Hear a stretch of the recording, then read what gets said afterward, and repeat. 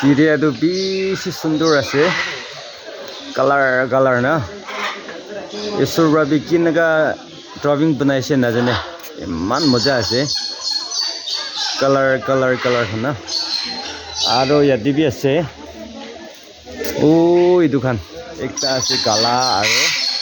white আৰু এইটো আছে লাল